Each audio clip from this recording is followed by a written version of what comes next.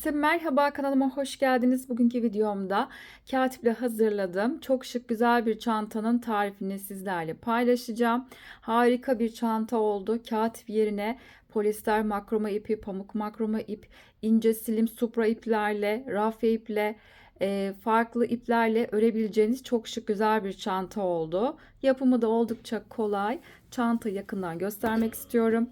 Çantanın tabanını oval taban üzerine modeli uyguladım. İstenirse oval taban yerine burada dikdörtgen taban veya yuvarlak taban da tercih edilebilir. Çok şık güzel bir model. Yapımı da oldukça kolay. Tüm detayları video içerisinde paylaştım. Kulpunu ben 4 iple örülen saç örgüsü modelini uyguladım. Burada hazırda kullanılabilir veya farklı örgü kulpta tercih edilebilir. Bakın bu şekilde çantanın içini de göstermek istiyorum. İçini ben astar yaptım. Orta kapanma yerine çıt çıt diktim. Bakın içi de bu şekilde. Burada isterseniz içine astar yapmayabilirsiniz. O şekilde de kullanılabilir. Çantanın görünüşü bu şekilde. Harika bir model. Videomuza geçmeden önce sizlere küçük bir hatırlatma yapmak istiyorum. Kanalıma abone olmak ücretsizdir. Ücretsiz olarak kanalıma abone olabilirsiniz. Instagram adresinden beni takip etmek isterseniz videoların açıklama kısmına linkini ekliyorum. Oradan tıklayarak ulaşabilirsiniz. Yaptığınız çantaları Instagram adresinden beni etiketleyerek gönderirseniz çok sevinirim. Videolarımı beğenmeyi, yorumlarınızı bırakmayı unutmayın lütfen. Şimdi çantanın yapımına geçelim. Çanta örmek için gerekli malzemelerimiz kağıt kullanacağım ve çanta örmek için tığ numaramız ise 3,5 milimlik bir tığ kullanacağız. Çantanın ilk önce oval taban yapımıyla başlayacağım. Oval taban yapımını bilmeyenler için detaylı bir şekilde anlatmaya çalışacağım. Daha önceden oval taban yapımıyla ilgili video çekmiştim. Kanalımda videoların arasından bakabilirsiniz. Yine ben bu videonun açıklama kısmına linkini ekleyeceğim. Oradan tıklayarak ulaşabilirsiniz. Burada oval tabanı önden sizlere bilgi vermek istiyorum. 40 zincir çektim. Orta zinciri ve 8 sıra ördüm. En son sırada ilmek sayım 122 tane ilmeğim var. Yapacağımız model 9 ve katları üzerinde oluşmakta. O yüzden toplamda 126 tane ilmek olması gerekiyor. Daha sonra tabanı bitirdikten sonra burada ben modeli kurarken 4 tane eksik olan ilmek sayımda tamamlayacağım. Bu şekilde 8 sıra tabanı ördükten sonra daha sonra eksik olan ilmek sayımızı tamamlayacağız. Burada sizlere tabanın ölçüsünü vermek istiyorum. Tabanın eni 29 santim ve eni derinlik 10 santimde derinlik var. Burada istediğiniz ölçüde yapabilirsiniz. Orta zinciri daha küçük veya daha büyük yapabilirsiniz. Çantanızı ne kadar büyük olmasını isterseniz veya buradaki tabanın derinliğini de azaltabilirsiniz. O şekilde istediğiniz ölçüde yapabilirsiniz. Sadece burada dikkat etmeniz gereken nokta modelimiz 9 ve katlar üzerinde oluşmakta. Şimdi ben burada taban yapımına geçeceğim. Ben burada kağıt iple tabanı hazırladım, ördüm. Sizlere daha iyi anlatmak için daha küçük boyda pamuk makrome ipiyle anlatmaya çalışacağım. Şimdi ipimizi alalım ve başlangıcımızı yapalım. Şimdi ben burada ipimi aldım. İlk burada ipimi kilit yaptım. Bunu zincirden saymıyorum. Ben burada küçük boyda anlatacağım için 40 zincirle başlamayacağım. Burada 20 tane zincirle başlayacağım. Sizler burada benimle aynı birebir ölçüde yapmak isterseniz orta zinciri 40 zincir çekmeniz gerekiyor. Şimdi ben burada 20 tane zincir çekeceğim. 1, 2, 3 zincirimi çekip geliyorum. Burada zincirimi çektim. Bir de şunu belirtmek istiyorum. Ben kağıt iple tabanı da 3,5 mm tığla ördüm. Anlatırken de yine 3,5 mm tığla öreceğim. Şimdi 20 tane zincir çektim. Şimdi zincirin arka kısmını çevireceğim. Bakın arka kısmını çevirdiğimiz bakın tek duran ilmekler var. Bunlara batacağız. Bunu yapmamızdaki amaç ortada boşluk oluşmuyor. Bu şekilde arkadaki ilmeklere battığınız zaman bu orta kısımdaki boşluklar oluşmuyor. Şimdi o yüzden zincirin arkasını çevirdim. Hemen bir önceki, yani benim burada 19. zincirin içine batacağım. Sizler burada ise 40 zincir çektiğiniz zaman 39. zincir boşluğuna batmanız gerekiyor. Şimdi bir önceki zincir boşluğuna battım, ilmek çıkarttım. Tığımdaki ilmek var, ikisini bir ördüm. Bu şekilde ilk sık iğnemi yapmış oldum. Ben burada işaretleyici takacağım.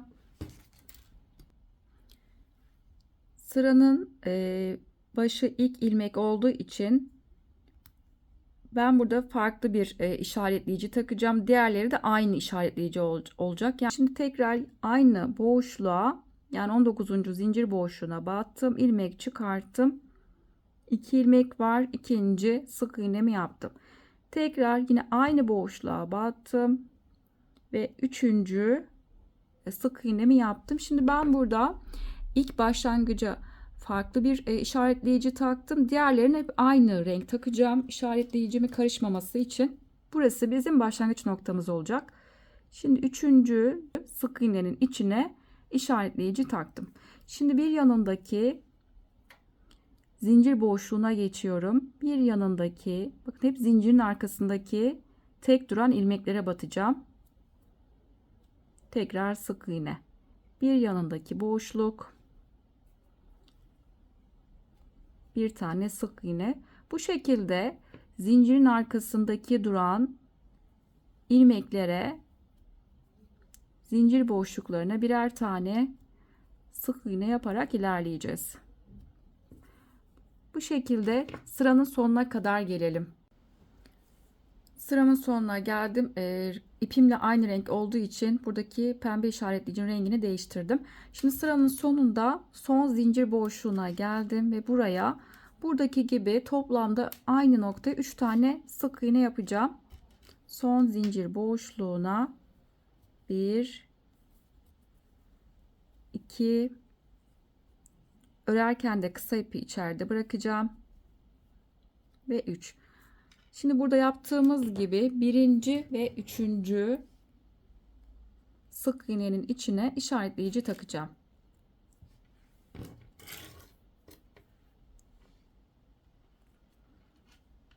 Birinci ve üçüncü sık iğneye işaretleyici taktım. Şimdi bir yanındaki boşluğa geçeceğim. Bakın buradaki bizim yaptığımız sık iğnenin dibindeki boşluklara batacağız. Aynı karşı yönde bunların dibine tekrar sık iğnemizi oluşturacağız. Bir yanındaki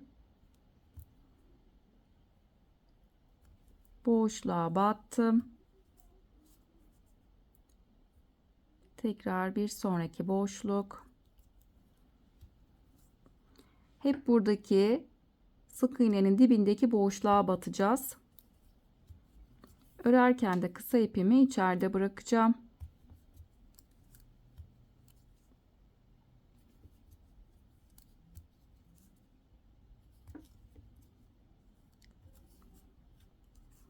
Bu şekilde devam edelim ve başlangıç noktamıza kadar gelelim. Sıramın sonuna geldim. Şimdi başlangıç noktamıza geldik. Bakın burada bizim en son sık iğnenin dibindeki boşluğa battım. Şimdi son zincire biz 3 tane sık iğne ile başlamıştık.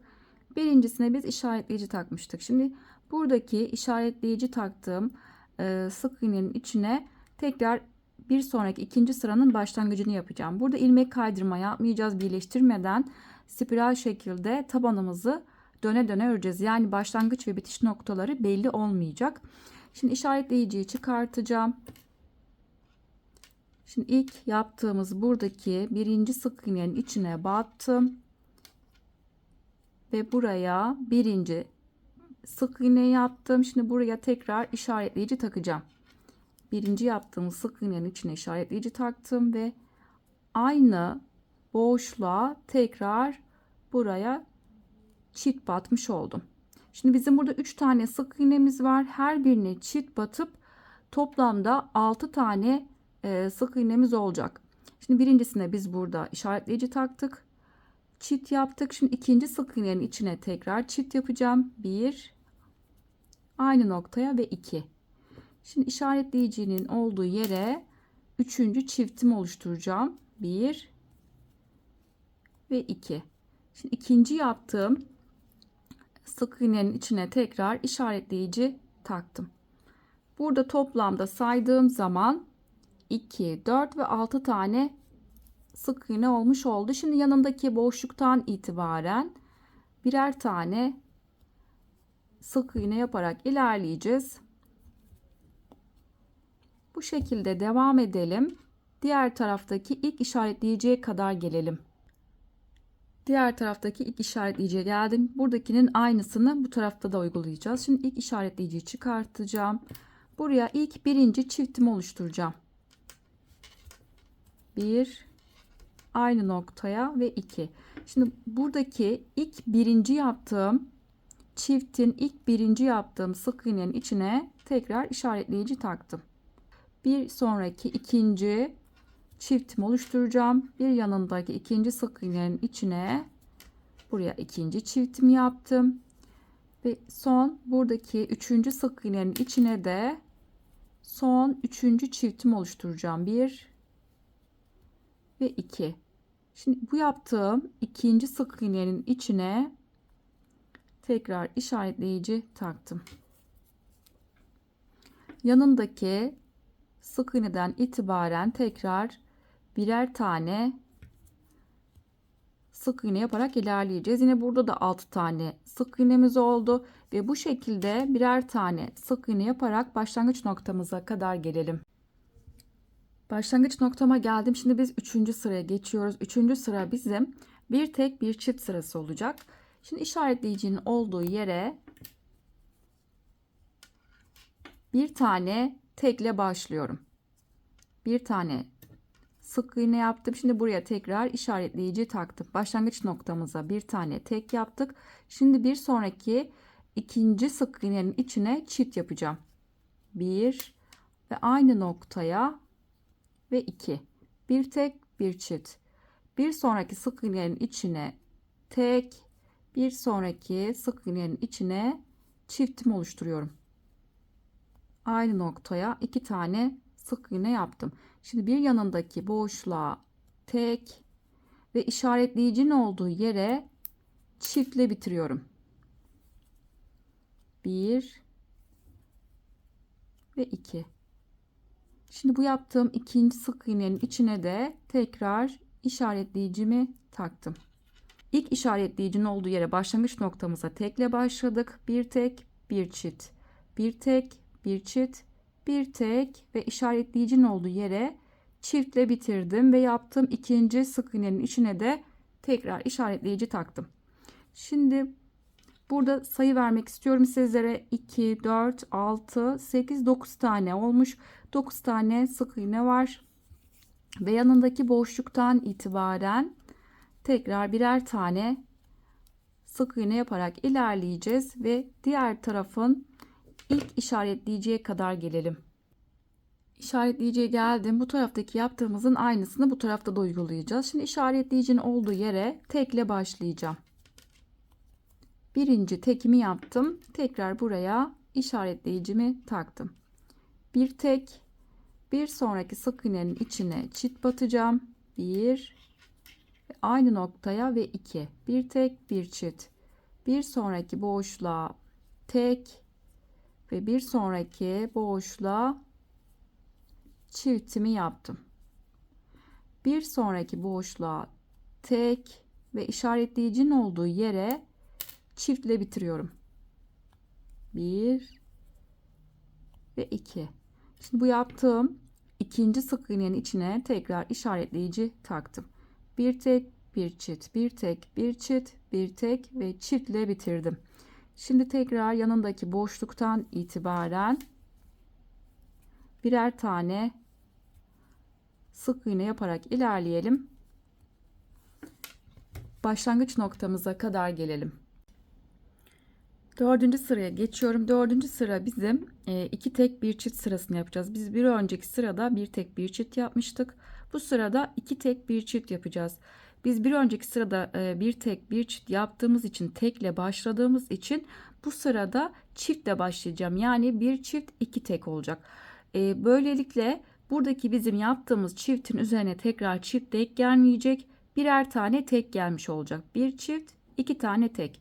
Şimdi dördüncü sıranın ilk başlangıcı, biz bir önceki sırada tekle başladığımız için bu sırada çiftle başlıyorum.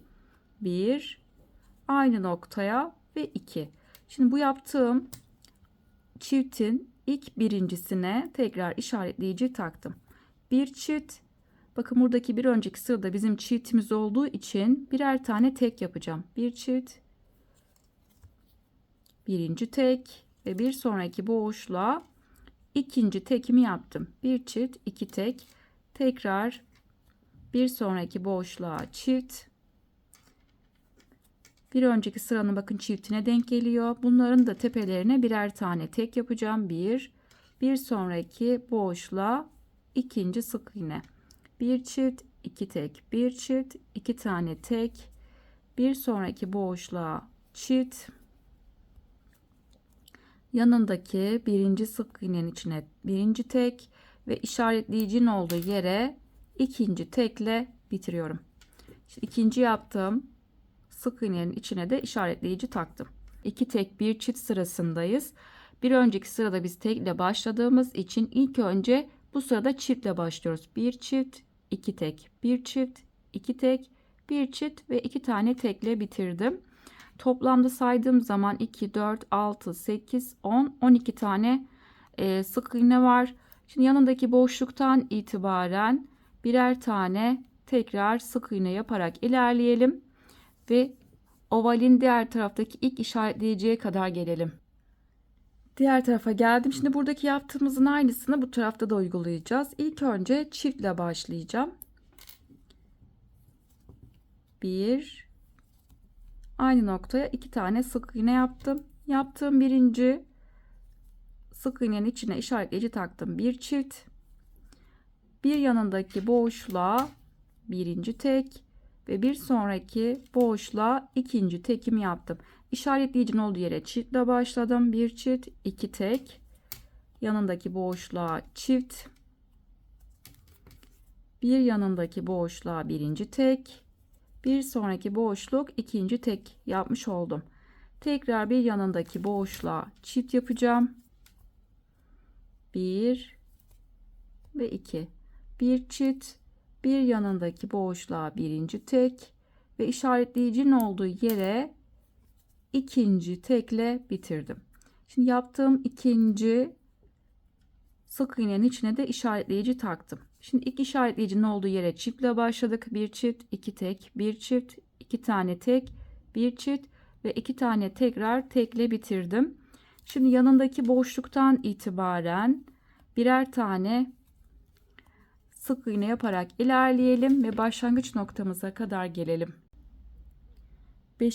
sıraya geçiyoruz. 5. sırada biz 3 tek bir çift sırasını yapacağız. Bir önceki sırada 2 tek bir çift yapmıştık. Biz ilk önce çiftle başlamıştık. Bir çift, iki tek, bir çift, iki tek yapmıştık. İlk çiftle başladığımız için bu sırada 3 tane direkt 3 tane tekle başlayacağım. Yani çiftin üzerine çift yapmamış olacağız. Biz bir önceki sırada çift yaptığımız için direkt birinci tekle başlayacağım. Bu yaptığım birinci tekin içine işaretleyici taktım. Bir tek, bir sonraki boşluğa 2, bir sonraki boşluğa üçüncü teki yaptım. 3 tek, bir yanındaki boşluk çift, bir sonraki iki tane yan yana bakın çift var bir önceki sıranın bir sonraki boşluk 2, bir yanındaki boşluk ve 3 tane tek, bir sonraki boşluğa çiftimi yaptım. Şimdi tekrar yanından itibaren 1, 2, 3 tane tek ve işaretleyicinin olduğu yere çiftle bitireceğim. Bakın biz burada tekle başladık ve burada çiftle bitireceğiz. İşaretleyicinin olduğu yere çiftimi yapıyorum. 1 ve aynı noktaya 2. Şimdi son yaptığım sık iğnenin içine tekrar işaretleyici taktım. Biz bu sırada 3 tek bir çiftle başladık. İşaretleyicinin olduğu yere birinci tek yaptık. 1, 2, 3 tane tek. Bir sonraki boşluk çift. 3 tek, 1 çift, 3 tek ve işaretleyicinin olduğu yere çiftle bitirdim. Ve son yaptığım boşluğa da işaretleyici taktım. Yanındaki boşluktan itibaren tekrar birer tane sık iğne yaparak ilerleyelim ve işaretleyiciye kadar gelelim. İşaretleyiciye geldim. Aynı burada yaptığımızın aynısını bu tarafta da uygulayacağız.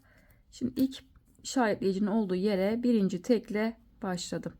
Tekrar buraya işaretleyici takacağım. Şimdi diğer tarafta kaç tane ilmek var onun da sayısını vermek istiyorum. 2, 4, 6, 8, 10, 12, 14 ve 15 tane burada işaretleyicilerle birlikte 15 tane sık iğnemiz var. Şimdi ilk işaretleyicinin olduğu yere birinci tek yaptım. Bir sonraki boşluğa 2, bir yanındaki boşluğa üçüncü teki yaptım. 3 tek, bir sonraki boşluğa çiftimi yaptım. 3 tek, bir çift, tekrar yana itibaren 1, 2, 3 tane tek, bir yanındaki boşluğa çift, tekrar yanından itibaren 1, bir sonraki boşluk 2, bir yanındaki boşluk üçüncü tek yaptım ve işaretleyici taktığı boşluğa da son burada çiftimi yapacağım. 1 ve aynı noktaya ikinci sık iğnemi yaptım. Şimdi ikinci son yaptığım sık iğnenin içine de işaretleyici taktım. 3 tek, bir çift, 3 tek, bir çift, 3 tek ve çiftle bitirdim. Yine aynı burada da 15 tane sık iğnemiz var. Şimdi yanından itibaren tekrar birer tane sık iğne yaparak ilerleyelim ve başlangıç noktamıza kadar gelelim. Şimdi başlangıç noktama geldim. Biz burada 6. sıraya geçiyoruz. 6. sırada 4 tek bir çift sırasını yapacağız. Biz bir önceki sırada 3 tek bir çift yapmıştık. Bu sırada 4 tek bir çift yapacağız. Bir önceki sırada biz tekle başladığımız için 3 tek bir çift yapmıştık. Bu sırada 4 tek bir çiftin ilk önce çiftle başlayacağız. Bir önceki sırada tekle başladığımız için bu sırada 6. sıranın başlangıcını çiftle başlayacağız. Yani bir çift 4 tek, bir çift 4 tek. Yani 4 tek bir çift olduğu için ilk önce çiftle başlayacağım. Bir çift 4 tek olacak. Şimdi işaretleyiciyi çıkartacağım. 1 ve aynı noktaya ve 2. Şimdi ilk yaptığım sık iğnenin içine işaretleyici taktım. Bir çift, yanından itibaren 4 tane tek yapacağım. 1, 2, 3 ve 4. Başlangıç noktama işaretleyicinin olduğu yere çiftle başladım. Bir çift, 4 tek. Bir yanındaki boşluk, tekrar çift ve yanından itibaren 1, 2, 3 ve 4. Bir çift, 4 tek, yanındaki boşluğa çift ve yanından itibaren 1, 2, 3 ve işaretleyicinin olduğu yere 4. teki yaptım ve son yaptığım sık iğnenin içine tekrar işaretleyici taktım. Biz ilk önce çiftle başladık. Bir çift, 4 tane tek, bir çift, 4 tane tek, bir çift ve 4 tane tekle bitirdim. Şimdi burada sık iğne sayısını da vermek istiyorum. 2, 4, 6, 8, 10, 12, 14, 16 ve 18 tane sık iğne var. Şimdi tekrar yanından itibaren birer tane sık iğne yaparak ilerleyelim ve işaretleyiciye kadar gelelim. Diğer taraf işaretleyiciye geldim. Aynı buradaki yaptığımızın aynısını bu tarafta uygulayacağım. Şimdi çiftle başlayacağım. İşaretleyicinin olduğu yere ilk çiftimi yapacağım. 1 ve 2. Aynı noktaya çift battık. birinci sık iğnenin içine işaretleyici taktım. Bir çift ve yanından itibaren 1, 2, 3 ve 4. Bir çift 4 tek, tekrar çift oluşturacağım. Bir yanındaki boşluktan itibaren 1, 2, 3 ve 4. Bir çift 4 tek, tekrar yanına çift yapacağım. Bir çift ve yanından itibaren 1, 2, 3 ve işaretleyicinin olduğu yere dördüncü teki yaptım ve son yaptığım sık iğnenin içine tekrar işaretleyici taktım. Bir çift 4 tek, bir çift 4 tane tek, bir çift ve 4 tane tekle bitirdim. Yine burada diğer tarafta olduğu gibi 18 tane sık iğnemiz var. Şimdi yanından itibaren birer tane tekrar sık iğne yaparak ilerleyelim ve başlangıç noktamıza kadar gelelim. Sıramın sonuna geldim ve 6. sıramızı tamamlamış olduk. Şimdi 7. sıraya geçiyoruz. 7. sıra bizim 5 tek bir çift sırası. Biz bir önceki sırada 4 tek bir çift yapmıştık. İlk önce çiftle başladığımız için bir çift 4 tek yaptık. Bu sırada çiftin üzerine tekrar çift denk gelmemesi için tekle başlıyoruz. Yani 5 tane tek, bir sonraki boşluğa çift batıyoruz. Biz bir önceki sırada çiftle başladığımız için bu sırada tekle başlayacağım. 5 tek bir çift yapacağız bu sırada. İşaretleyicinin olduğu yere tekle başladım. Birinci sık iğnemi yaptım. Tekrar işaretleyici taktım başlangıç noktama. Bir yanındaki boşluğa 2, 3, 4 ve 5. 5 tane tek, bir yanındaki boşluğa çiftimi yaptım. 5 tek bir çift, bir yanındaki boşluğa 1, 2, 3, 4 ve 5. 5 tane tek, bir yanındaki boşluğa çift. Tekrar yanına itibaren 1, 2, 3, 4, 5 tane tek ve işaretleyicinin içine son çiftimi buraya yaptım ve buradaki ikinci sık iğnenin içine tekrar işaretleyici taktım. Şimdi başlangıç noktamıza birinci tekle başladık. 1, 2, 3, 4, 5 tane tek, bir çift. 5 tane tek, bir çift. 5 tane tek, bir çift yaptık. Tekle başladım, çiftle bitirmiş oldum. Şimdi tekrar burada sayı vermek istiyorum sizlere. 2, 4, 6, 8, 10, 12, 14, 16, 18, 20 ve 21 tane burada sık iğne var.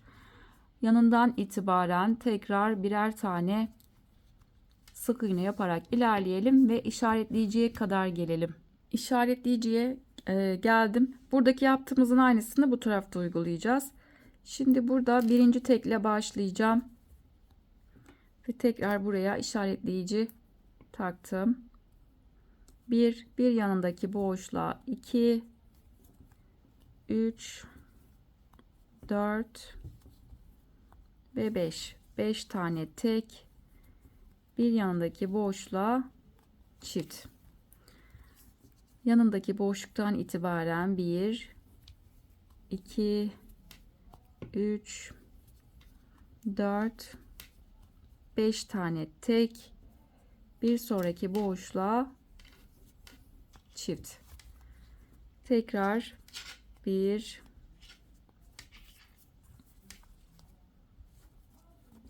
2, 3,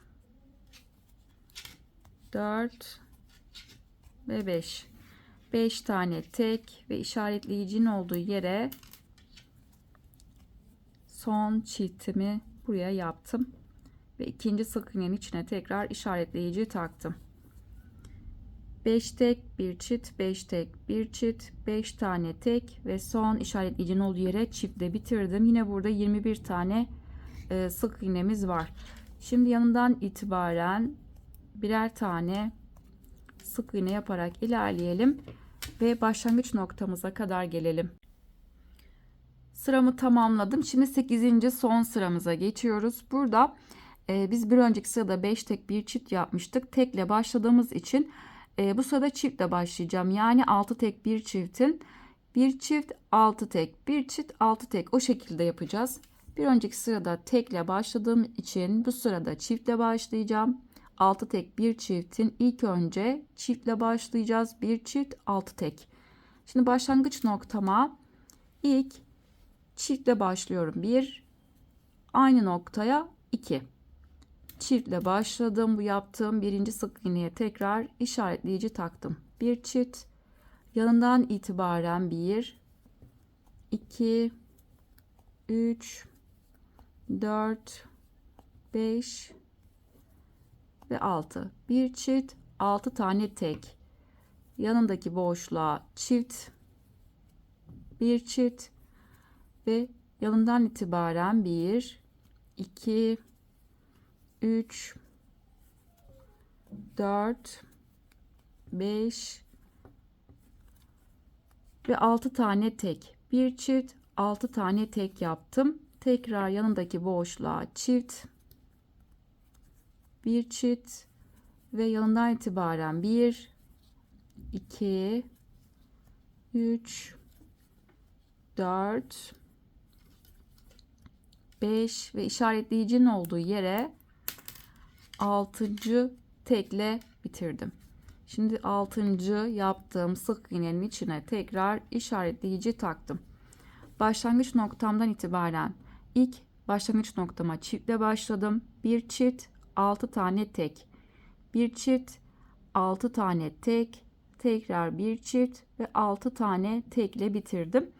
Tekrar burada sizlere sayısını vermek istiyorum. 2, 4, 6, 8, 10, 12, 14, 16, 18, 20, 22 ve 24. 24 tane burada sık iğnem oldu. Şimdi bir yanındaki boşluktan itibaren birer tane tekrar sık iğne yaparak ilerleyelim ve diğer taraftaki işaretleyiciye kadar gelelim. İşaretleyiciye geldim. Bu taraftaki yaptığımızın aynısını bu tarafta da uygulayacağız. Şimdi işaretleyicinin olduğu yere çiftle başlayacağım. İşaretleyicinin olduğu yere 1 ve aynı noktaya 2. Bir çift, çiftin birincisine tekrar işaretleyici taktım.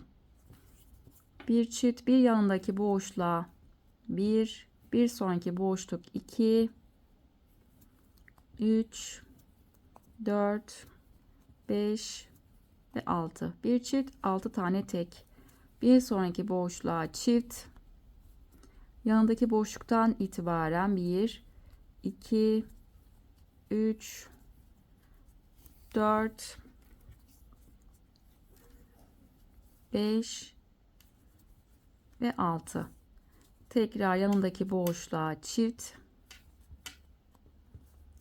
Yanındaki boşluktan itibaren 1 2 3 4 5 ve işaretleyicinin olduğu yere 6. sık iğne yaptım ve tekrar 6. yaptım. Sık iğnenin içine işaretleyici taktım. Bir çift 6 tek, bir çift 6 tek, bir çift 6 tane tek olmuş oldu. Şimdi yanındaki boşluktan itibaren tekrar birer tane sık iğne yaparak ilerleyelim ve başlangıç noktamıza kadar gelelim. Başlangıç noktama geldim ve artık tabanımı bu şekilde ben bitirdim. Eğer tabanı daha büyük yapmak isterseniz bir sonraki sıra biz bir önceki sırada 6 tek bir çift yaptık. Bir çift 6 tekle başlamıştık. 9. sıra yapmak isterseniz biz bir önceki sırada çiftle başladığımız için bu sırada tekle başlamanız gerekiyor. Yani 7 tek bir çift 7 tek bir çift sırası olduğu için 7 tane tek bir çift 7 tek bir çift. Bu şekilde olacak. Diğer tarafta da aynı şekilde 7 tek bir çift yapılacak. Eğer 10. sırayı yapmak isterseniz, daha da tabanı büyük yapmak isterseniz bir sonraki sıra bizim 8 tek bir çift sırası. Biz bir önceki buradaki 7 tekin tekle başladığımız için bir sonraki sırada çiftle başlamamız gerekiyor. Yani bir çift 8 tek, bir çift 8 tek, o şekilde ilerleyecek. Tabanın dediğim gibi detaylı bir videosu kanalımda videoların arasında var. Yine ben bu videonun açıklama kısmına oval taban yapımının linkini ekleyeceğim. Detaylı videosunu oradan ulaşabilirsiniz. Bu şekilde tabanımı bitirdim. Tabanı tamamladık. Şimdi benim modelimiz 9 ve katları üzerinde olduğu için 122 tane benim en son sırada ilmek sayım vardı. Toplamda 126 tane olması gerekiyor. Sizler de burada tabanınızı daha büyük daha küçük yaptığınız zaman en son sıradaki ilmek sayınızı saydıktan sonra 9'un katı olması gerekiyor. Eğer eksik ilmek sayınız olursa şimdi burada anlatacağım gibi o şekilde kaç tane ilmek sayınız eksikse çift batıp tamamlayabilirsiniz. Benim 4 tane ilmek sayım eksik olduğu için burası benim kırmızı işaretleyicinin olduğu yer, tabanın başlangıç noktası. 4 tane bakın pembe işaretleyicilerle taktığım yer benim arttırma yapacağım nokta. 4 tane ilmek eksik olan noktalar burada tamamlayacağım. İstediğiniz yerde çift batıp ilmek sayınızı tamamlayabilirsiniz. Benim 4 tane olduğu için eşit dağılım olması için 2 tanesini oval kısmında, 2 tanesini de yanlarda arttırma yapacağım. Dediğim gibi hiç fark etmiyor. Tabanın herhangi bir yerinde tamamlayabilirsiniz. Şimdi burada başlangıç noktam benim kırmızı işaretleyicinin olduğu yer. Bir sıra burada ilmek sayımı tamamlayacağım için yine spiral şekilde bir sırayı tekrar sık iğne yapacağım. Şimdi başlangıç noktamdaki yere burada birleştirme yapmadan tekrar sık iğne yaptım. Başlangıç noktama tekrar burada işaretleyici taktım. Başlangıç noktamız belli olması için işaretleyicimizi taktık. Bunu çıkartmıyoruz.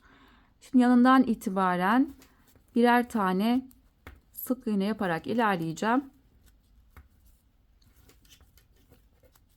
Bu şekilde birer tane sık iğne yapalım. Ben oval kısmın tam orta noktasına işaretleyici taktım. Buraya kadar gelelim. İlk arttırma yapacak olduğum noktaya geldim. Bir de şunu belirtmek istiyorum. Eğer ördüğünüz taban düzgün durmuyorsa buharlı ütü yapabilirsiniz. Bunu da belirtmek istiyorum. Şimdi işaretleyicinin olduğu yere ilk arttırma noktama geldim. Şimdi buraya ilk arttırma noktama çift batacağım. 1 ve aynı noktaya ve 2 tane aynı noktaya sık iğne yaptım. İlk arttırmamı burada yapmış oldum. Şimdi burayla birlikte 123 tane sık iğne oldu. Şimdi devam ediyorum. Yanından itibaren tekrar birer tane sık iğne yaparak ilerleyeceğim. Sadece bu sırada ilmek sayımızı tamamlıyoruz. 4 tane eksik olan ilmek sayımı bu sırada tamamlayacağım. Tabanı bitirdikten sonraki ilk sırada bu işlemi uygulayacağım. Şimdi devam ediyorum. İlk arttırmamı yaptım. Devam ediyorum. Birer tane sık iğne yaptım.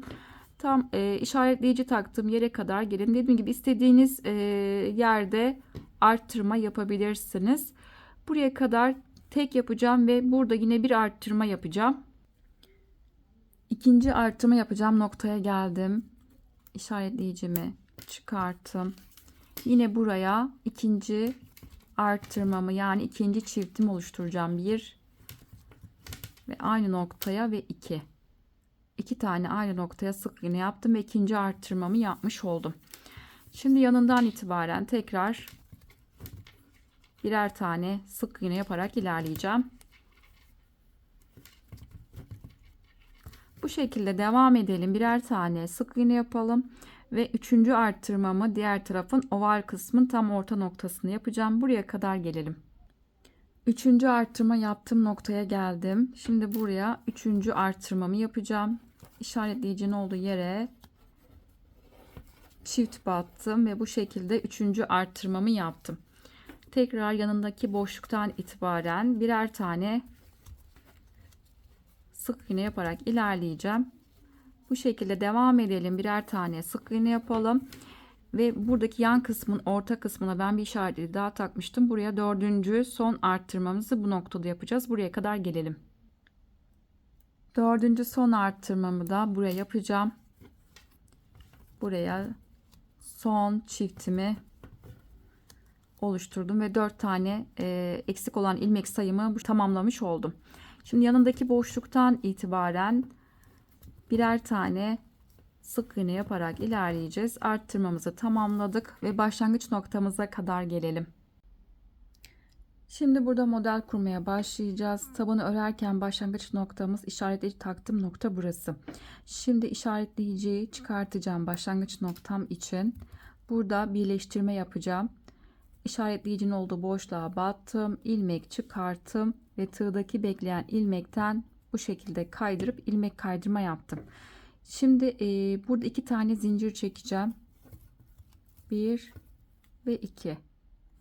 Hemen yanındaki boşluğa batacağım. Tığın üzerine ipimi doladım. Yanındaki sık iğne boşluğuna battım. İlmek çıkarttım. Tığımda 3 ilmek var. Önce ikisini bir ördüm. Daha sonra tığda kalan 2 ilmeği ördüm. Bu şekilde bir tane ikili trabzan yaptım. Tekrar tığın üzerine ipimi doladım. Bir yanındaki boşluğa battım. İlmek çıkarttım. Tığımda 3 ilmek var. Önce ikisini bir ördüm. Tığda kalan 2 ilmeği bu şekilde ördüm. İkinci ikili trabzan yaptım. Tığın üzerine ipimi doladım. Bir yanındaki boşluğa batıp bu şekilde birer tane boşluklara ikili trabzan yapacağız. Her boşluğa birer tane ikili trabzan yapalım.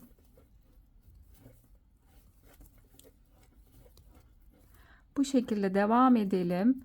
Birer tane ikili trabzan yapalım.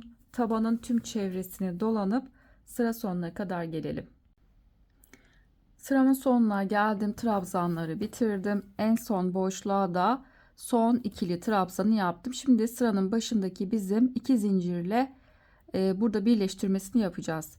Sıranın başındaki 1 ve 2 tane zincir çekmiştik. İkinci zincirin içine batıp ilmek çıkarttım ve tığdaki bekleyen ilmekten ipimi bu şekilde kaydırdım. Şimdi ilmek kaydırma yaptık, sıramızı birleştirdik. Şimdi bir üst sıraya çıkacağım. Bir üst sıra için hafif ilmeğimi uzattım. Tığın üzerine ipimi doladım. Şimdi hemen dibindeki 2 zincirlik kısma tığımızı bu şekilde zincirin arkasından tığımı sardım. İlmek çıkarttım.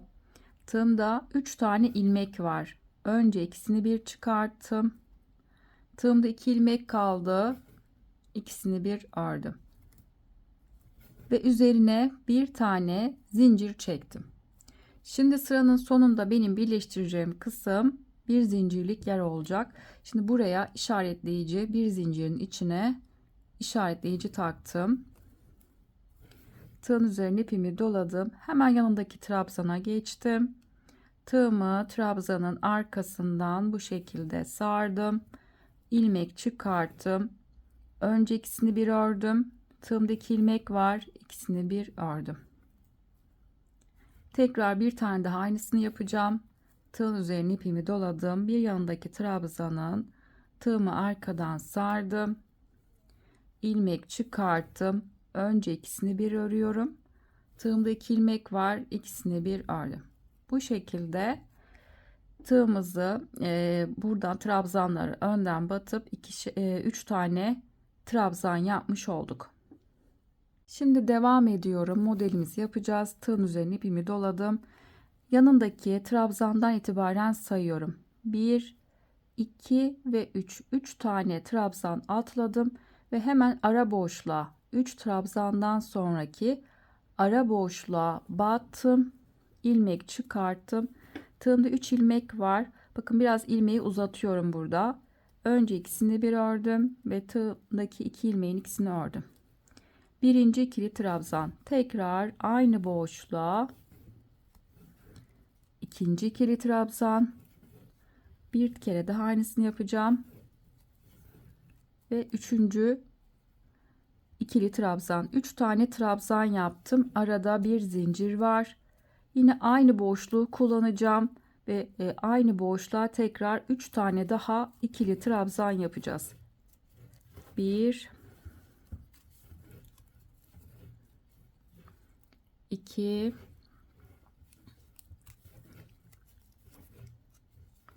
ve 3.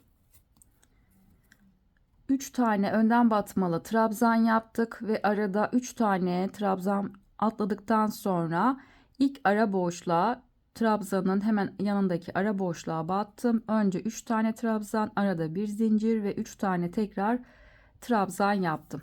Şimdi tığın üzerine ipimi doladım. Hemen yanına itibaren sayıyorum. 1 2 3 tane trabzan atladım ve 4. trabzana bu şekilde önden batmalı, buradaki gibi 3 tane trabzan yapacağız. Trabzana bu şekilde arkadan sardım. 1 yanındaki trabzan, 2 ve bir yanındaki trabzana önden batmalı trabzan yaptık. 3 tane trabzan olmuş oldu. Şimdi tekrar modele devam ediyorum. 3 tane önden batmalı trabzandan sonra tekrar yine buradaki yeri yapacağız. Tığın üzerine ipimi doladım. Yanından itibaren sayıyorum. 1 2 ve 3 tane trabzan atladıktan sonra hemen yanındaki ara boşluğa battım ve buraya 3 tane önce ikili trabzan yapacağım aynı ara boşluğa. 2 ve 3, arada bir zincir ve yine aynı boşluğa 3 tane daha trabzan olacak. 1 2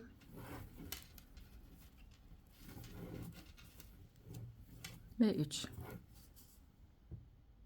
Tekrar devam ediyorum. Tığın üzerine ipimi doladım. Şimdi tekrar yandan itibaren sayıyorum. Bakın dibindeki trabzandan itibaren sayıyorum. 1 2 3 tanesini atladım ve 4. trabzana yine önden batmalı 3 tane trabzan yapacağız. 1 yanındaki trabzan, 2 tekrar bir yanındaki trabzan ve 3. Bakın bu şekilde 3 tane önden batmalı trabzan yaptık. Tekrar buradaki gibi model oluşturacağım. Tığın üzerine ipimi doladım. Hemen yanındaki trabzandan itibaren sayıyorum. 1 2 3 ve 3 tane trabzan atladıktan sonra bakın hemen ara boşluğa modeli oluşturacağım. 3 tane trabzan atladım ve ara boşluğa buraya 3 tane trabzan, 1 2 3 tane trabzan, bir zincir, aynı noktaya 3 tane daha trabzan oluşturacağız. 1 2 ve 3. Bakın bu şekilde modeli oluşturmaya başladık. Tekrar burada tığın üzerine ipimizi doladıktan sonra dibinden itibaren sayıyorum. 1 2 ve 3 tane trabzan atlayacağız ve 4. trabzandan itibaren yine 3 tane önden batmalı buradaki gibi trabzan oluşturacağız. Bu şekilde modelimiz hep bu sırada bu şekilde devam etmekte. Sırası gelen boşluklara buradaki gibi modelimizi oluşturalım ve sıranın sonuna kadar gelelim. Sıramın sonuna doğru geliyorum. Son modelim kaldı. 3 tane önden batmalı trabzan yaptıktan sonra tekrar tığın üzerine ipimi doladım. Yanındaki trabzandan itibaren sayıyorum. 1 2 ve 3. 3 trabzan atladım. Hemen yanındaki ara boşluğa batıp buraya önce 3 tane trabzan,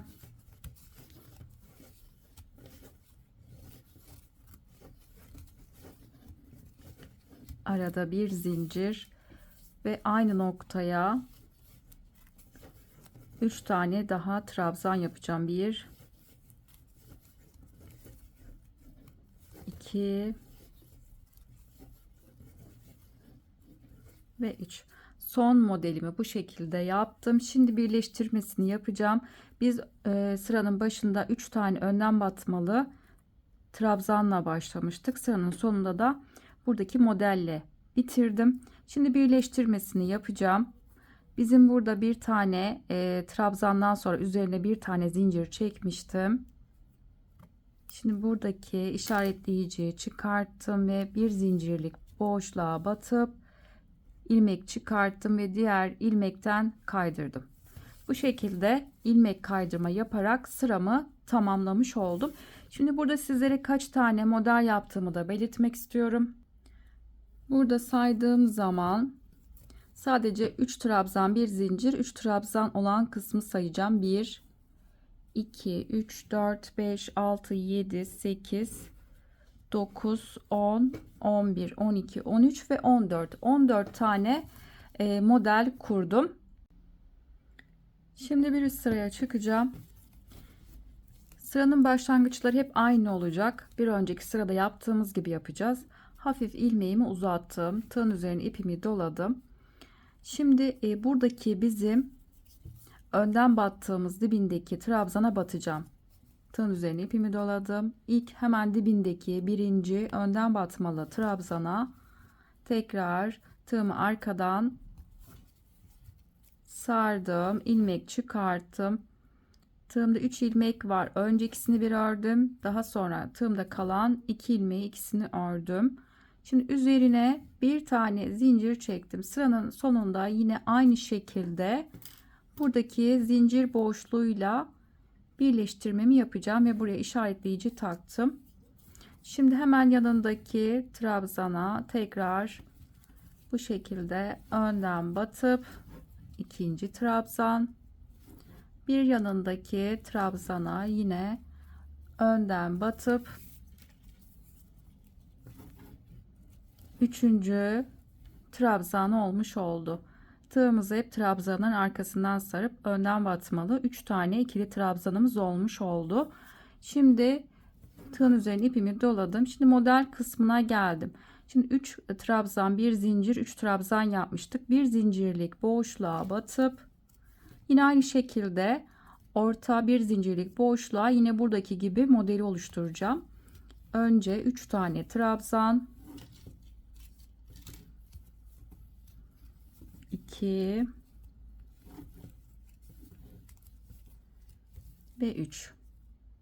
Arada bir zincir, aynı bir zincirlik boşluğa tekrar 3 tane daha trabzan. 1 2 ve 3. Bakın aynı modelin orta bir zincirlik boşluğuna yine modelimizi kurmuş olduk. Tekrar tığın üzerine ipimi doladım. Şimdi bir sonraki buradaki 3 tane önden battığımız trabzanlarımız var. Yine bunlara da tığımı bu şekilde arkadan sardım ve birinci trabzanı yaptım. 1 2 ve bir sonraki trabzan boşluğuna trabzanı bu şekilde sardım ve üçüncü trabzanı yaptım. Aynı şekilde önden batmalı 3 tane trabzanımız olmuş oldu. Tekrar devam ediyorum. Bir sonraki model kısmına geldim. Yine ortadaki bir zincirlik boşluğa yine aynı buradaki gibi modelimizi oluşturacağız. Tığın üzerine ipimi doladım. Bir zincirlik boşluğa atladım. Önce buraya 3 tane trabzan, 2 ve 3. Arada bir zincir, aynı boşluğa 3 tane daha trabzan. 1 2 ve 3. Aynı modelinin ortasına yine aynı şekilde modeli kurduk. Şimdi bir sonraki yapacağımız işlem buradaki gibi yine önden battığımız trabzanları yine önden batmalı 3 tane trabzan yapacağız. Bir sonraki birinci trabzana bu şekilde battım. 1,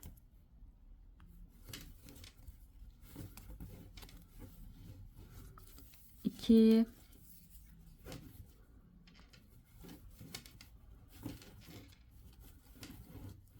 ve 3.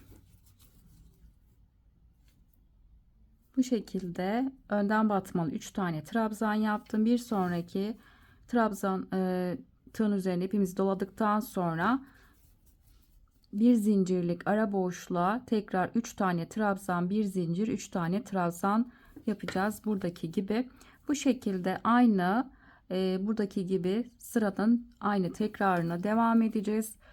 Önden batmalı trabzanlara tekrar birer tane önden batmalı trabzan. Buradaki bir zincirlik boşluğa da yine aynı buradaki gibi modeli aynısını yapacağız. Bu şekilde modelimizi yapalım ve sıra sonuna kadar gelelim. Sıramın sonuna geldim. En son modeli yaptım. Şimdi sıranın başındaki bizim önden batmalı 3 tane trabzanla başlamıştık. Şimdi işaretleyicinin olduğu yer bizim bir tane zincirlik kısma batıp ilk buradaki trabzanın üzerindeki bir zincirlik boşluğa buraya battım. İlmek çıkartıp diğer ilmekten kaydırdım. Bu şekilde modelin ikinci sırasını tamamladık. Şimdi bir üst sıraya çıkacağız. Bir üst sıra için burada hafif ilmeğimi uzattım. Tığın üzerine ipimi doladım. Şimdi ilk önce hemen dibindeki birinci önden batmalı trabzana bu şekilde battım. Tığımda 3 ilmek var. Önce ikisini bir ördüm. Tığımda kalan 2 ilmeğin ikisini ördüm. Ve üzerine bir tane zincir çektim. Tekrar buradaki bir zincirlik kısma işaretleyici taktım.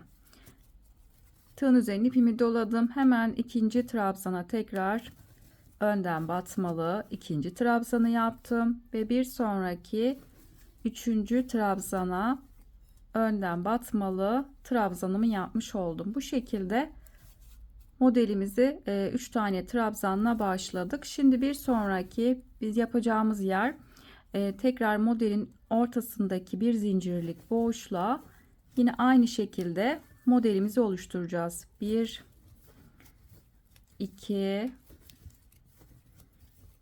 3 tane trabzan, bir zincir, aynı boşluğa tekrar 3 tane trabzan. 1, 2 ve 3. Bir sonraki önden batmalı trabzan kısmına geldim. Bunlara da birer tane önden batmalı trabzan oluşturacağız. 2 ve 3. Bir sonraki modelimiz bizim yine buradaki bir zincirlik boşluğa yine aynı şekilde modeli oluşturacağım. 2 3 tane trabzan, bir zincir, yine aynı boşluğa 3 tane tekrar trabzan yapacağız. 2 ve 3. Bir sonraki bizim modelimiz yine 3 tane önden batmalı trabzanlara da birer tane batacağız. Bu şekilde modelimiz hep aynı tekrarından oluşmakta. Sıra sonuna geldiğimiz zaman yine en son burada modeli yaptıktan sonra bir zincirlik boşluğa batıp ilmek kaydırmayla sıramızı tamamlayacağız. Ve tekrar yine buradaki gibi modelimizi başlangıcımızı yapacağız. Modelimiz hep aynı şekilde tekrarından oluşmakta. Bu şekilde örelim. En son ne kadar ördüğümün bilgisini paylaşacağım. Çantayı tamamladım. Benim için bu kadar yükseklik yeterli. Şimdi sizlere kaç sıra gittiğimin bilgisini paylaşacağım. Tabandan sonra biz bir sıra ikili trabzan yapmıştık. Bunu saymıyorum. Trabzandan sonraki ilk modelden itibaren saydığım zaman 1, 2, 4, 6, 8, 10, 12, 14 ve 16. Tam 16 sıra ördüm. Aynı zamanda burada sizlere ölçüsünü de paylaşacağım. Çantanın eni 36 santimetre ve tabandan sonraki ilk ikili yaptığımız trabzanla birlikte ölçtüğüm zaman burası 25 santimetre burası var. Bir de tabanla birlikte ölçüsünü vermek istiyorum. Burası da tabandan itibaren ölçtüğüm zaman da 30 santimetre yapıyor. Şimdi burada çantanın ağız kısmına biraz sık iğne gideceğim. Şimdi onun yapılışını paylaşacağım. Burada sıramızı tamamladıktan sonra 16. sırayı tamamladık. İlmek kaydırmayla sıramı tamamlamış oldum. Şimdi sık iğne yapmak için bir tane burada zincir çektim. Hemen dibindeki ilk boşluğa batıp buraya ilk birinci sık iğnemi yaptım. Şimdi burada bizim toplamda 3 tane ikili trabzanlar vardı. Bunların tepelerine birer tane batacağız. 2, bir yanındaki boşluk ve 3. Şimdi modele geçtim. Sağ taraftaki modelin 3 tane trabzan var. Bunların tepelerine birer tane. 1, 2 ve 3. Şimdi bizim ortada bir tane zincir var. Buradaki zincir noktasına batmayacağız. Hemen diğer taraftaki 3 tane ikili trabzan var. İkili trabzanın birincisine batacağım. Buradaki boşluğa batmayacağım. Battığınız zaman bu defa sık iğnelerde bir bolluk potluk oluşuyor. O yüzden bir zincirlik boşluğa batmayacağız.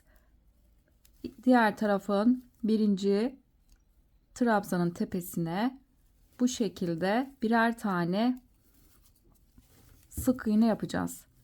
Yani modelin üzerinde 6 tane sık iğne olmuş oldu. Şimdi tekrar bakın 3 tane önden batmalı trabzan var. Bunların tepelerine birer tane batacağım. 1, 2 ve 3. Şimdi diğer tarafa modele geldim. Modelin bakın 3 tane sağ tarafta trabzan var. 3 tane sol tarafta trabzan var. Buradaki bir zincirlik boşluğa batmayacağız. Toplamda 6 tane sık iğne yapacağız. Şimdi boşluklara 1, 2, 3 tane sık iğne yaptım. Şimdi ortadaki bir zincirlik boşluğu atlayacağım ve diğer taraftaki trabzanın tepesinden itibaren tekrar sık iğne yapmaya devam edeceğim. Bu şekilde 6 tane sık iğnemiz oldu. Tekrar burada 3 tane trabzan var. Bunların tepelerine birer tane batacağım. 2 ve 3. Modele geldim. Bunların tepelerinde birer tane. 1, 2 ve 3. Bir zincirlik boşluğa batmayacağım. Direkt diğer taraftaki trabzanı tekrar batacağız. 4, 5 ve 6. Bu şekilde sık iğnelerimizi devam ettirelim. Modelin tüm çevresini dolanıp en son sıranın sonuna kadar gelelim. Sıramı tamamladım. Başlangıç noktasına geldim. Şimdi burada birleştirme yapmadan sık iğnemizi döne döne spiral şeklinde öreceğiz. O yüzden ilk yaptığım sık iğnenin içine battım ve direkt tekrar sık iğnemi oluşturdum. Şimdi başlangıç noktam belli olması için alt tarafa işaretleyici taktım. Burada 5-6 sıra sık iğne gittiğimiz zaman buradaki başlangıç noktamızın aynı hizasında sık iğnemizi tamamlamış olacağız. Şimdi bir yanındaki boşluğa battım. Tekrar sık iğne. Bu şekilde her boşluğun içine birer tane sık iğne yaparak ilerleyelim.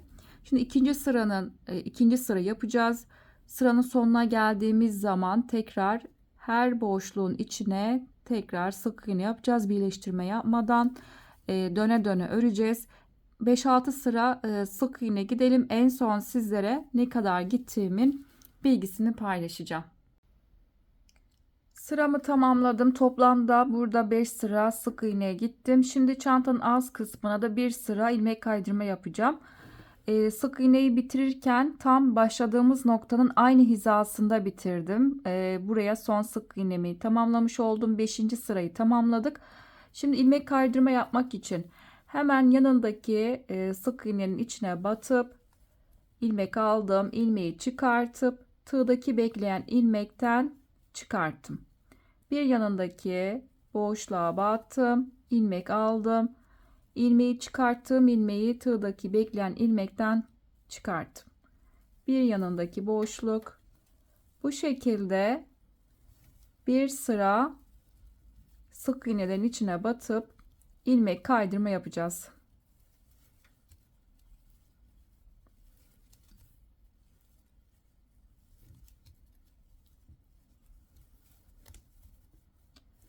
Bu şekilde sıramızı tamamlayalım.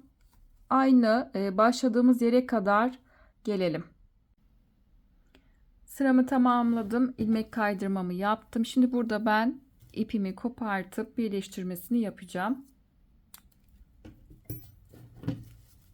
İpimi burada çıkarttım. Şimdi ince bir tığ alacağım.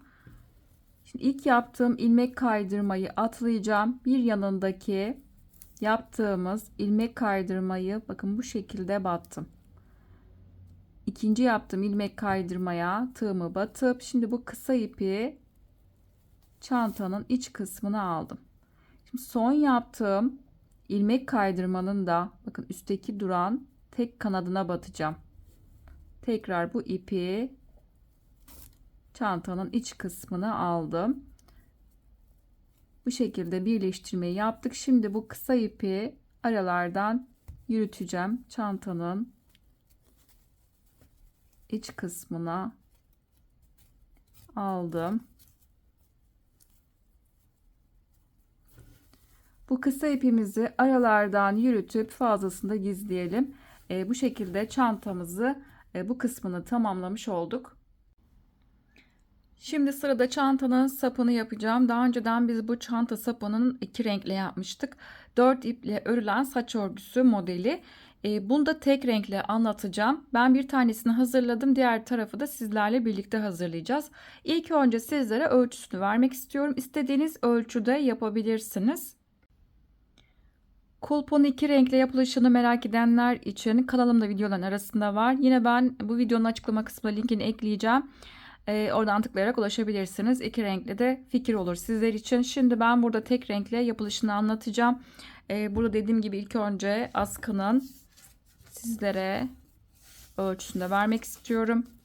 İster daha kısa daha uzun şekilde yapabilirsiniz. Ben burada toplamda 65 santimetre uzunluğunda ördüm. Burada ilk önce ipimizi hazırlayacağız. Şimdi onun yapılışını nasıl hazırlandığını paylaşacağım. 4 iple örülen saç örgüsü çanta sapı modelini anlatacağım. Burada her ipimizde 110 santimetre uzunluğunda toplamda 24 tane ipim var. Her ipi 4 gruba ayırıyoruz. Her grupta 6'şar tane ipleri hazırladım. Şimdi biz burada 4 gruba ayırdığımız ipin ilk önce 2 grubu sol tarafa alıyorum. 2 grubu da sağ kenara alıyorum. Buradaki soldaki 2 iple başlayacağız ilk önce örmeye. En kenardaki ipi onun yanındaki ipin üzerine bu şekilde ördüm.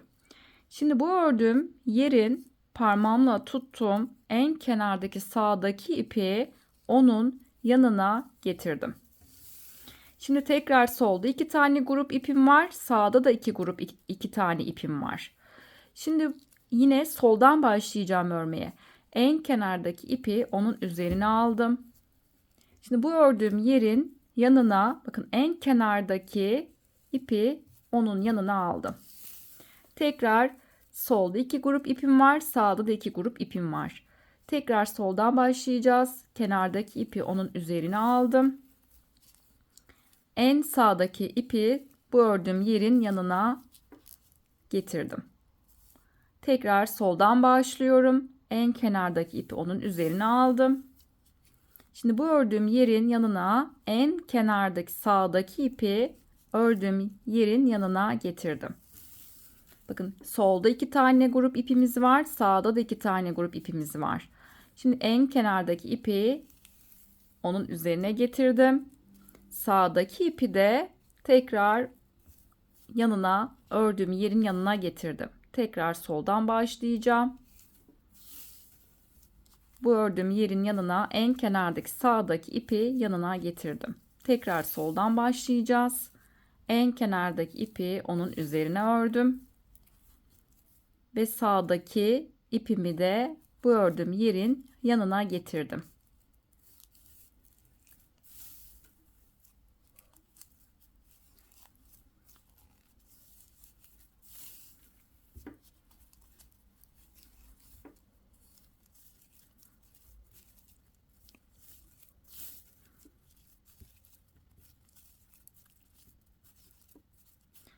Bu şekilde istediğiniz uzunluğa gelinceye kadar örüp tamamlayalım. Ben toplamda 65 santim oluncaya kadar örüp geliyorum. 65 santim oluncaya kadar ördüm. Fazlasını da burada ipimi koparttım. Şimdi 1 metre kadar ipi alacağım. Aynı zamanda bu ipi sarıp fazlasını da çantaya dikmek için kullanacağım. Ben diğer tarafı yaptım. Bakın bu şekilde. Biraz ip bırakacağız. Fazla biraz ip bırakalım. Çantaya dikmek için de kullanacağız. Şimdi bunun aynısını burada sizlerle paylaşacağım.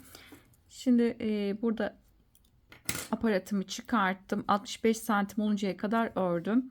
Şimdi buradaki 1 metre kadar ayırdığım ipi bakın bu şekilde aldım ve parmağıma bu şekilde aldıktan sonra burada bir halka yapıyorum parmağımla.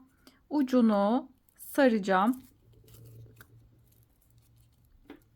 Şurada bizim ayırdığımız ipimiz. Bu kısmı sağlam oluncaya kadar saracağım.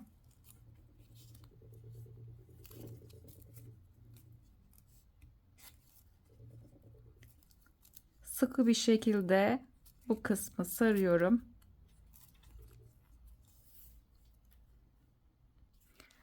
Burada ayırdığım ipin ucunu buradaki yaptığım halkanın içinden çıkarttım.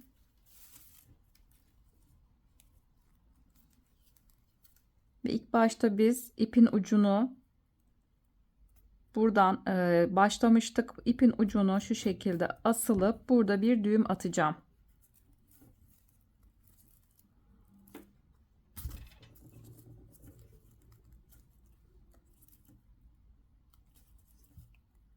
Dikkatli bir şekilde bu kısmı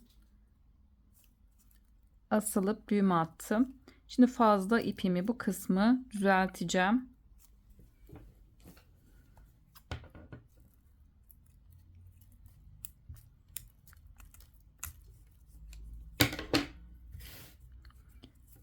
Bu şekilde ipin ucunu sardık. Şimdi fazladan ip bıraktığım kısımla da çantaya dikme işlemini yapacağız. Şimdi bu yaptığımız, hazırladığımız kulpları çantamıza dikeceğiz.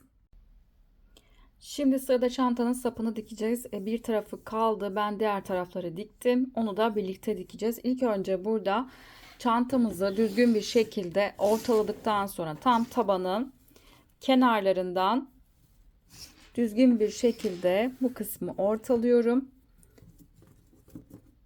Ve burada sizlere ölçüde vermek istiyorum. Kenarlardan 9,5 santim sağdan ve soldan boşluk bıraktım. Bir de ortadaki boşluğun ölçüsü de 13 santimde burası var. Bu şekilde kulpumuzu ayarlamasını yaptık. Burada dikerken ilk önce bizim uçlarda bıraktığımız iplerimiz vardı. Bunu geniş uçlu iğneye taktım. Burada düzgün bir şekilde kulpumuzu dikeceğiz. Burada ilk önce şu kenarlardan dikdörtgen bir şekilde dikme işlemini yapacağım. Hemen dibindeki boşluğa batıp çantanın dış kısmına çıkarttım. Şimdi buranın çok dıştan belli olmaması için hemen yanındaki boşluğa batıyorum. Çok uzak noktaya batmıyorum. Hemen dibindeki boşluğa batıp o şekilde dikeceğim. Tam orta boşluktan iğnemi çıktım. Yine aynı boşluğa tekrar batıp bu şekilde dikeceğiz.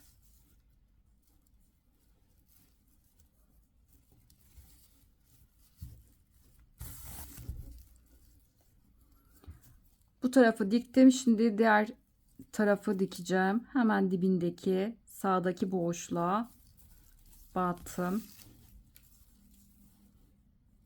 Hemen bir yanındaki boşluk ve tekrar orta noktadan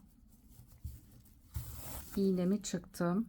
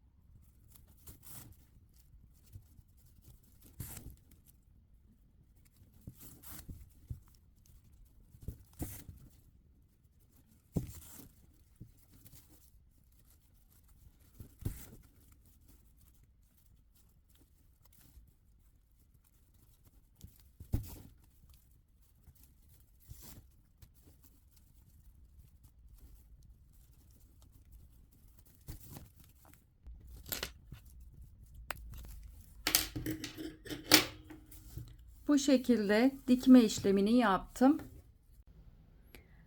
Çantayı tamamladık. Çantamız çok şık, güzel bir çanta oldu. Yapacakları şimdiden kolaylıklar diliyorum. Çantanın bitmiş halinin ölçülerini paylaşacağım ve ne kadar katip kullandığımın bilgisini vereceğim. Çantanın eni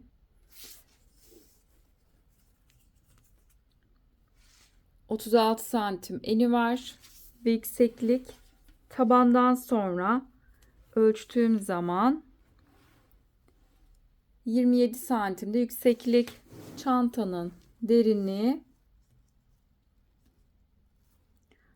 10,5 santimde derinlik var.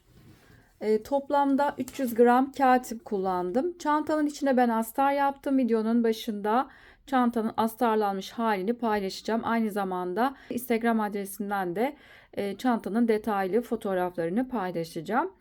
Bir videonun daha sonuna geldik. Kanalıma abone olmak ücretsizdir. Ücretsiz olarak kanalıma abone olabilirsiniz. Instagram adresinden beni takip etmek isterseniz videoların açıklama kısmına linkini ekliyorum. Oradan tıklayarak ulaşabilirsiniz. Yaptığınız çantaları Instagram adresinden beni etiketleyerek gönderirseniz çok sevinirim. Videolarımı beğenmeyi ve yorumlarınızı bırakmayı unutmayın lütfen. Bir başka videoda görüşünceye dek hoşça kalın.